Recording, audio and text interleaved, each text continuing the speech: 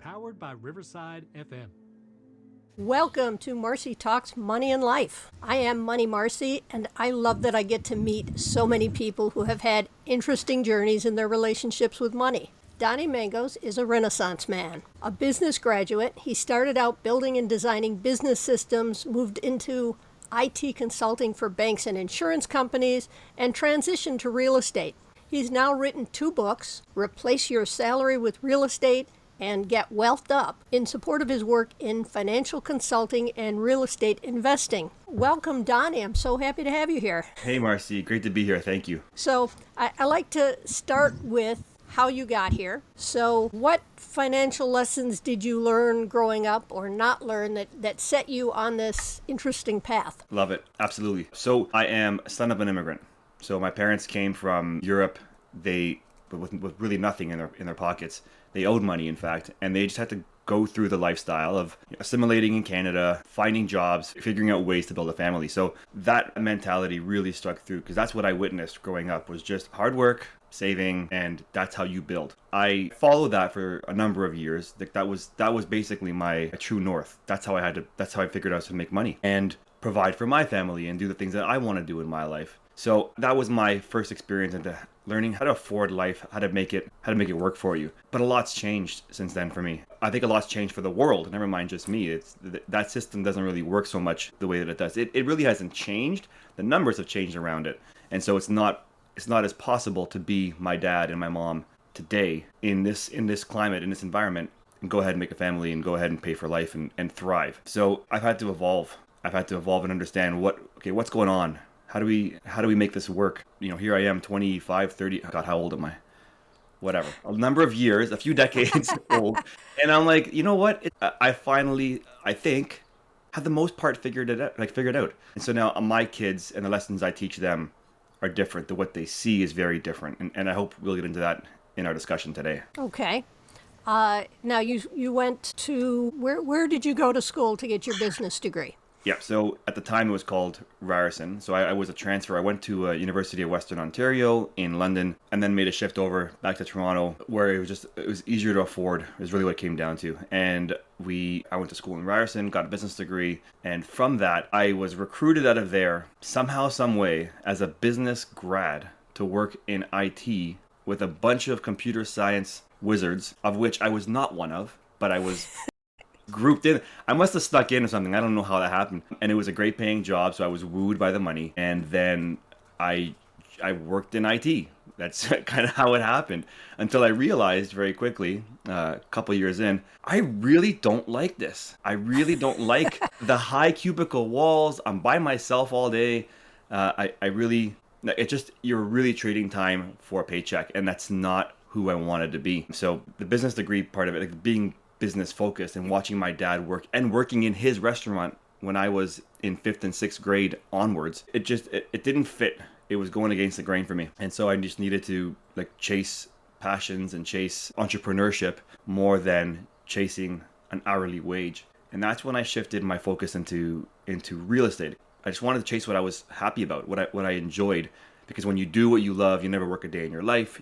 We've all heard that expression. And I just said, I'm going to do this. I don't know how it's going to work out, but I think it will, because if I like it enough, if I love it enough, I'll care about it more. I will perform better. I will transfer my love for it to others, and it'll all sort of work in harmony.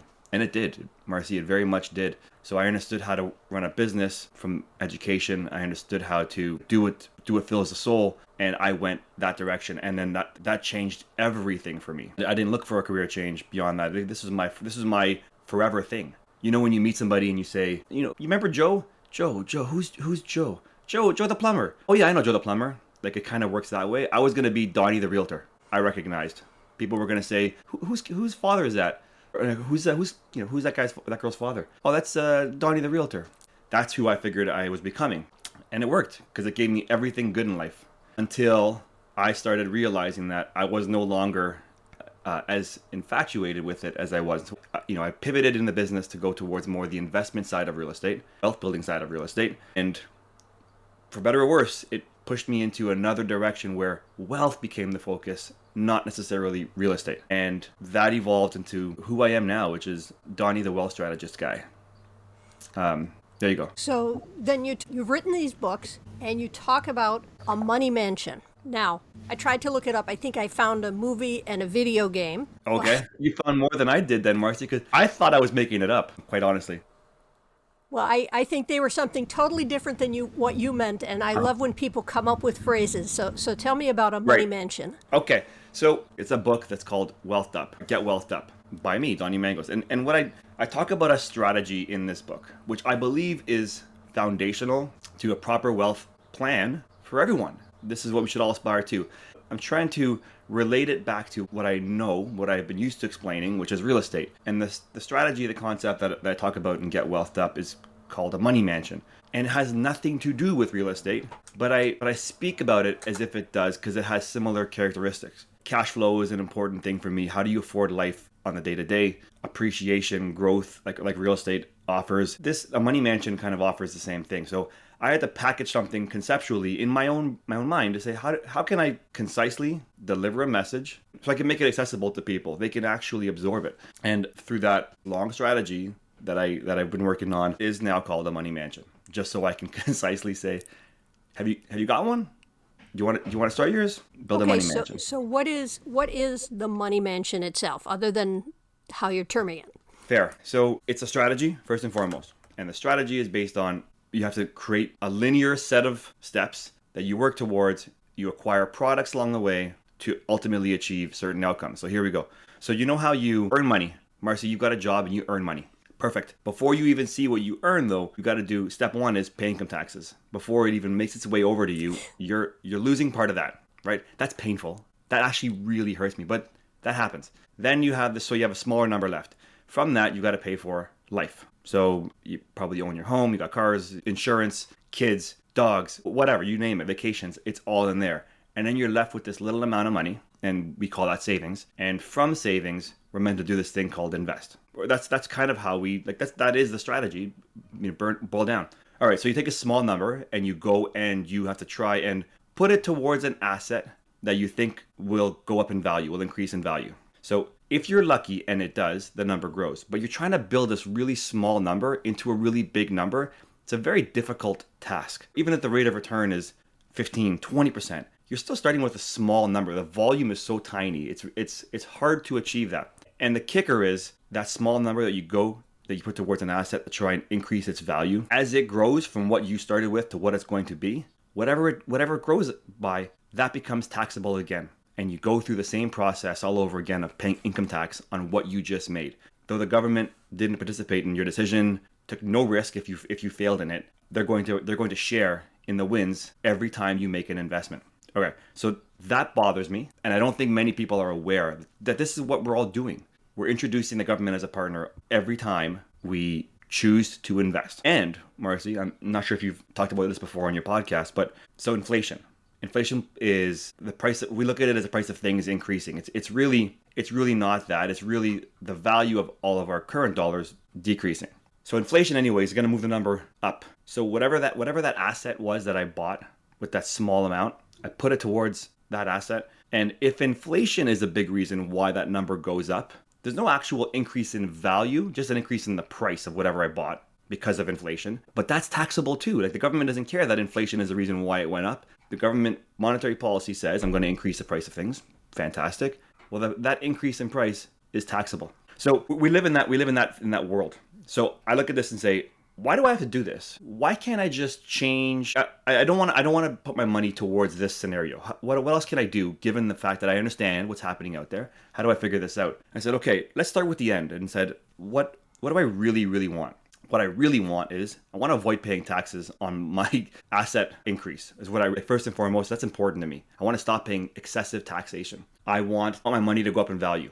I don't want to hope that it's going to go up in an asset, like which is a lot of us are doing when you put money into the Bitcoin, into the S&P, whatever. You're hoping. I mean, it's likely it's going to increase, but we don't actually know. It's a hope strategy. I don't want to hope anymore. I want access to my money whenever I want it. I don't want to have to sell all my assets whenever I'm in a pinch. I don't want to have to do that. I started looking at things like this, saying, what do I want for my outcome? I want it to be creditor proof. Not that I do anything wrong. I just don't want, we live in a world where people can just introduce lawsuits whenever they want, tie up your money. I don't want my money to be tied up for any reason along those lines. And I'm a family man. I've got 2 daughters who I adore, wife. I want to make sure that whatever I do, they can see the benefits of that at some point if something happens to me.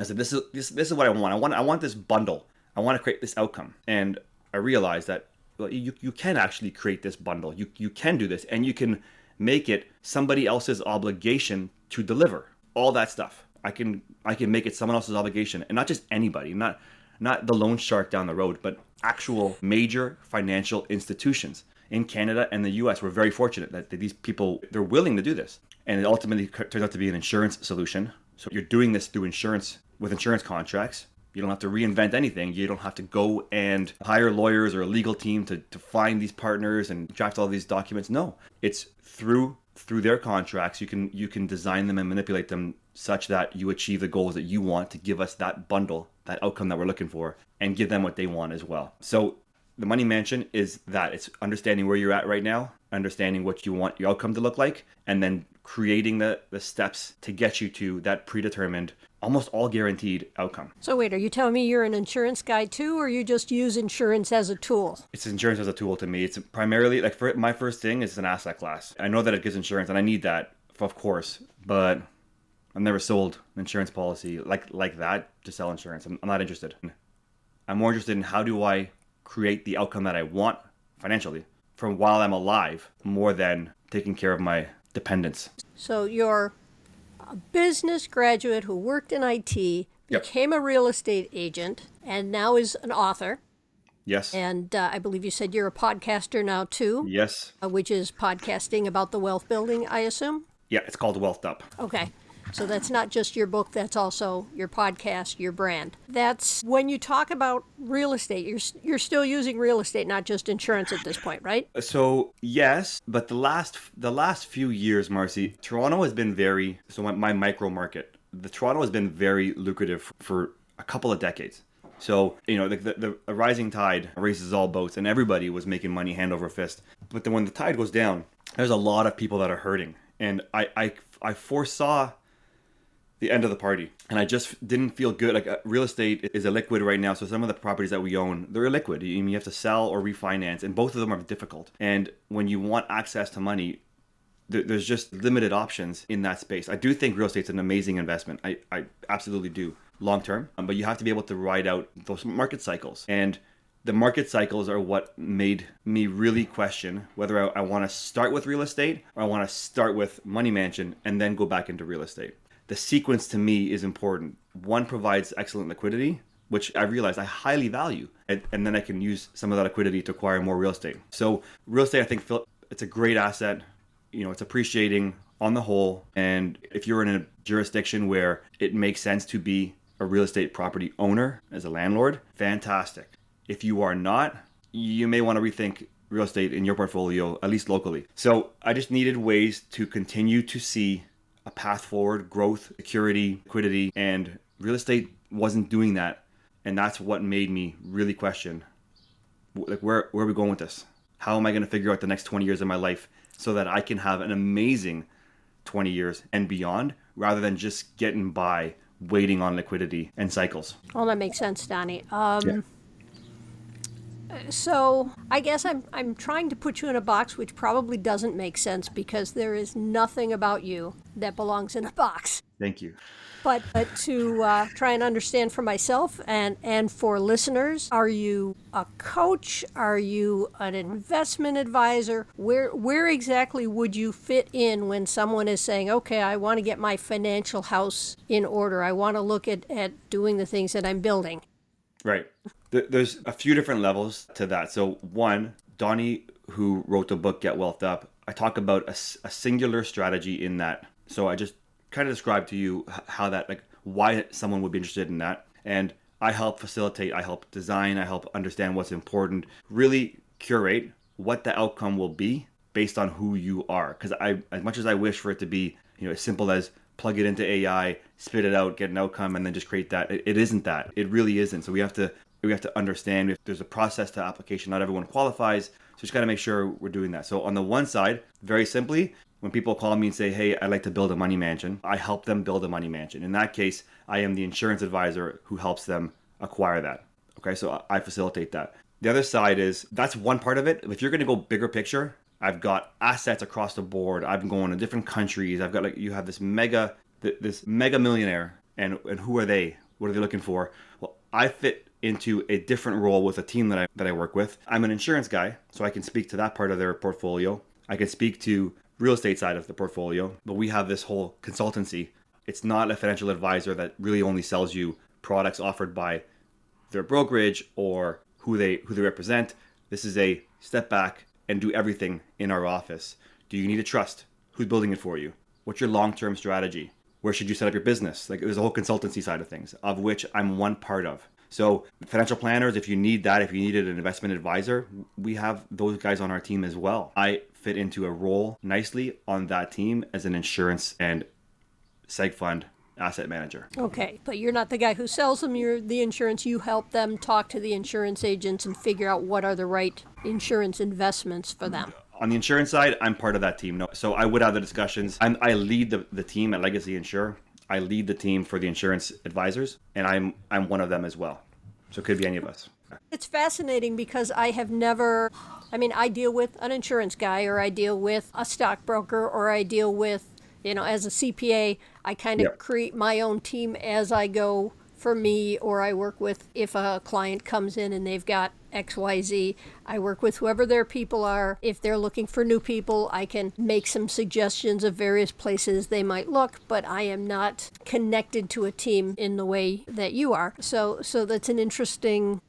Some people just want that one thing. So if they're looking for, file my taxes for me. Okay, maybe that's something very simple, and you don't really want to involve other partners in this.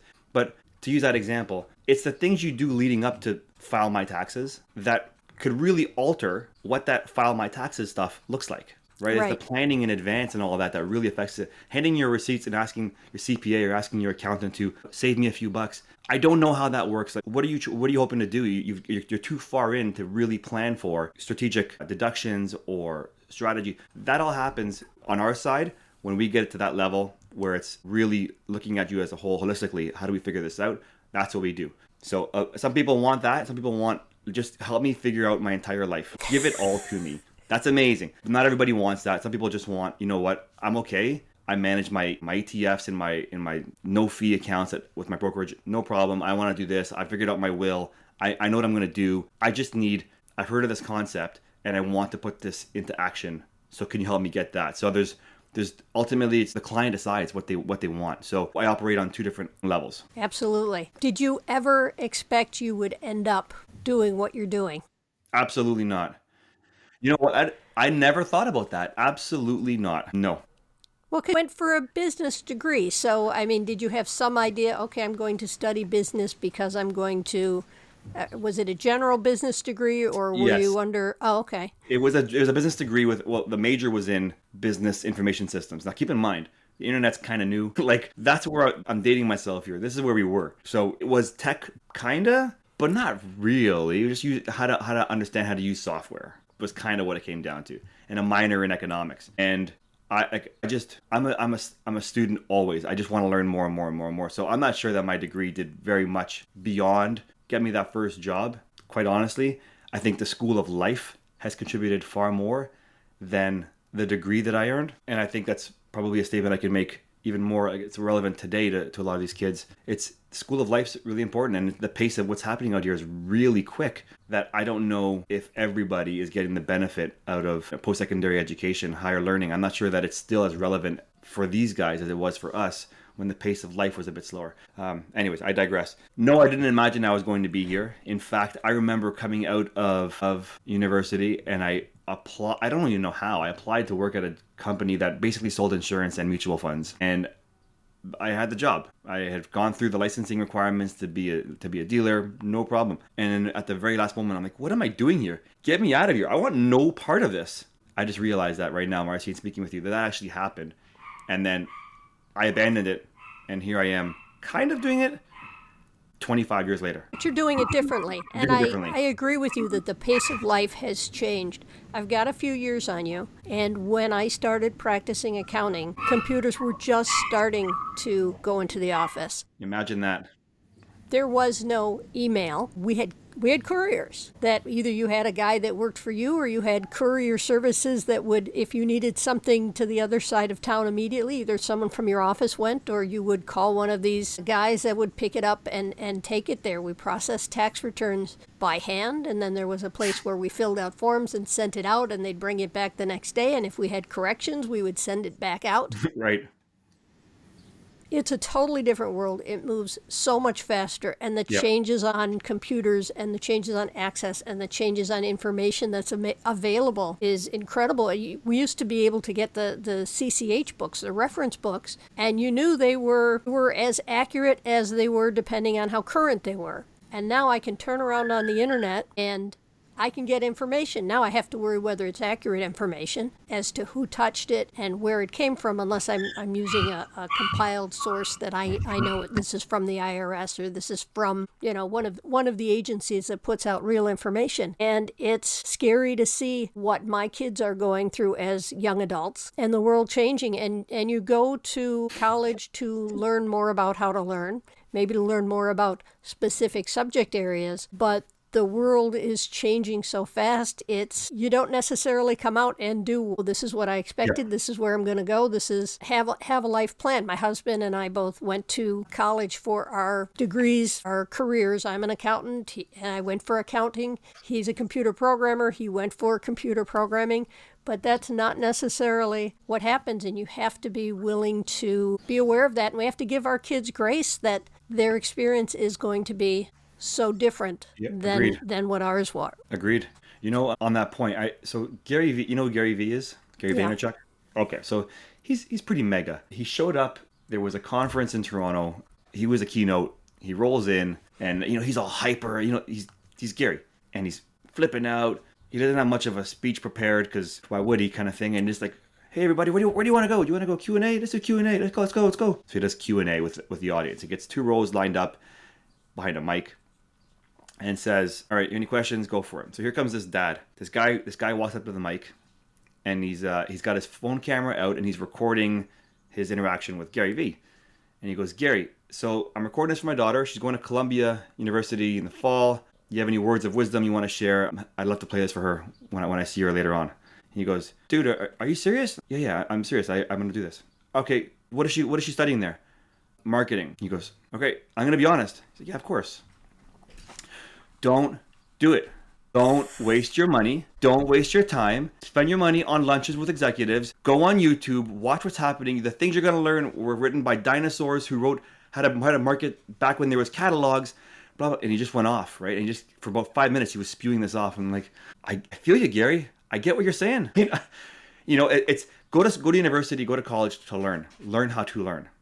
Right? Critical thinking is an important concept. Even more today than it was when we were younger. For sure, misinformation versus what's actual, that matters. But to go there for a job, unless you're going to be a lawyer or a doctor where you require licensing like that, I'm having a hard time understanding the true benefit when you realize how much debt is involved here. What is the ROI? Could you have been better off on a different path? I'm not saying you would be. I'm saying it's worth considering if you are entering that path. And we as parents, absolutely right, need to be mindful of, it's not as predetermined as it was for us, that this is what you do first, then you do this, then you do that, then you have a family, and et cetera, et cetera. That isn't linear anymore. Right. And it has to do with the advancement of technology and software and all that. So it's changed. It's changing. We need to be mindful of that and respectful of our kids. It's crazy. So the people that you're dealing with, I assume from the things that you said, they come into you because they have money. They're not coming in because they have debt to get sorted out. You're dealing with higher wealth or people that have wealth to begin with. Most times, yes. So you have some experience in people that you're helping them turn it around and build that wealth? Yeah, so sometimes it's a matter of, this needs to happen before we can do this. So remember I was talking about how it's a partnership. You're creating a win-win with a partner under contract. That partner will be an insurance company, essentially. They need to win too. And if you're not qualified for, medically, ultimately it's a life insurance product. So you use your body, your life as part of this. But you also got to make sure that they feel confident that you can hold up your end of the bargain financially. So if you can demonstrate that you've got a little excess capital to contribute towards to fueling this contract, they may not be interested in partnering with you or with us. Okay. So it's oftentimes here's what we're going to do. Okay, we need to change a few things around. Now this becomes more the holistic side, but a really scaled down version of it, saying we need to prepare to do this. So just like everything in life, you got a runway. If you want that, here are the things we need to do to get to the point where we can take off. So let's start putting a plan in place for that. And sometimes it works and sometimes it doesn't. You can only guide as a leader. You can't execute for them on that side of things. If it's curbing some spending, or if it's delaying a trip until after you've funded this thing, which allows you to have access to capital again later on. Like, there's things we can do to have that discussion. But ultimately, it's not your decision on whether or not you're going to qualify. It's someone else's decision if they're going to allow you to qualify. So we can attempt, and we can have discussion with somebody who ultimately is that partner. There is a person that you can speak with to try and communicate who you are and why. Sometimes the answer is no, and that's okay. It's not a no, it's a not right now. So we just got to get to the right now part and plan for that. Okay. How are you teaching your daughters about money? I don't know. Are they teens? Yep. Maybe? So I've got one teenager and one tween. Okay. One, my teenager is actually on my payroll. So for some rental properties, I make her go through a lot of the expenses, create them, send out the documents for collection on utilities, things like that. So she's starting to see how there's actually costs associated with doing it this way. She sees the revenues and expenses in the reports and understands it because she's involved with that now. I have her listen through my podcasts so that she can correct anything, for example, really as an exercise to get her to listen to it. They have their own money mansions, and I've been talking to them about it many times. I made them read my book. They're really starting to see how what's happening out there, it's not necessarily the way that they need to conduct their life as well. My oldest, she's closest to understanding for sure. One of my favorite stories is she has her money mansion set up. Rather than put her money into a savings account, which is what she was doing, earning literally 3-4 cents a month, she contributes towards her money mansion. The money mansion it's 3 years in. It's damn near like above water, which is how this works. Is the first 2-3 years, sometimes 4 years, you're not in dollar for dollar. The value of your asset is not dollar for dollar what you contributed, but then it skyrockets, and it's only ever in the green. So she's close to that, and I teach her about not spending her money. Her money goes towards building assets, and she borrows money to spend and pays that back, because the gain of if she leaves her money alone, the gain is massive over her lifetime. She has so many years to compound, and she can just she can control the payment structure on what she borrows to do this. So this summer, she wanted to get into a volleyball camp. It cost $1,500. She wanted to do it. Perfect. I could have paid for it for her. That would do nobody any good. And she could have paid for it out of savings or like birthday money and things like this that were contributed towards that. No, she did what we talk about, which is use her money mansion, the liquidity facility in her money mansion. She's going to borrow money from that, let her money grow, and she's going to pay back in equal installments over 12 months, $129 a month. And she's 3 months back into paying that. So she understands. So she borrowed it from her own assets. Exactly right. Just like you would with a line of credit on your property. Okay. Yeah. So I'm teaching her lessons in compounding, teaching her lessons in taxation, teaching her lessons in opportunity cost, right? Like, these are all part of the plan. So that's that side of things, Marci. But I'm excited about that, as you can tell. But what I'm really excited about is I promote this above all else in life. I'm talking about revenues now, just finding ways to bring in money into your life. How do you do that? You create value. That's it. The more value you can create, the more competition you're going to see in your life. It's a magic formula. The bigger the problem that you can solve, the higher the value. Someone's going to regard that, and the more you're going to naturally attract. So go out there, find problems, find solutions to those problems, and tell people about it. That's how you create value, and then you won't have to worry about your revenue problem is solved at that point.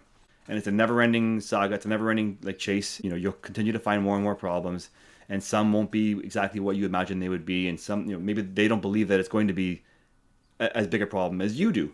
You just keep going out there, and the market's going to let you know. In life, you will get paid directly in proportion to the amount of value you create.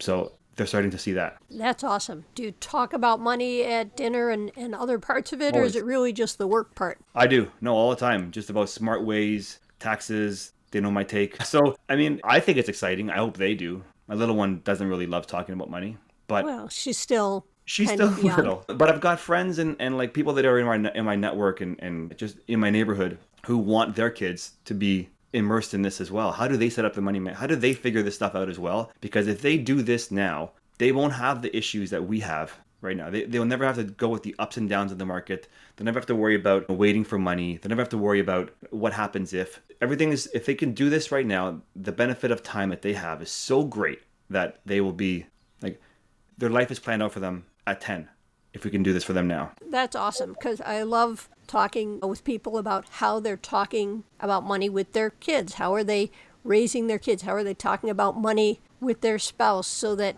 you're having the conversations and you don't have the surprises that come when you don't have those conversations. Yes. Thank you.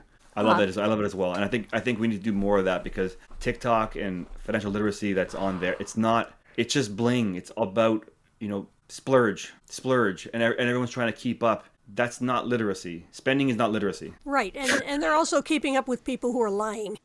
100%. I see this. Because we're not all of a sudden earning, $10,000 a month on TikTok for working an hour a month. Right. If that was happening, I can't imagine how the economy would respond to that.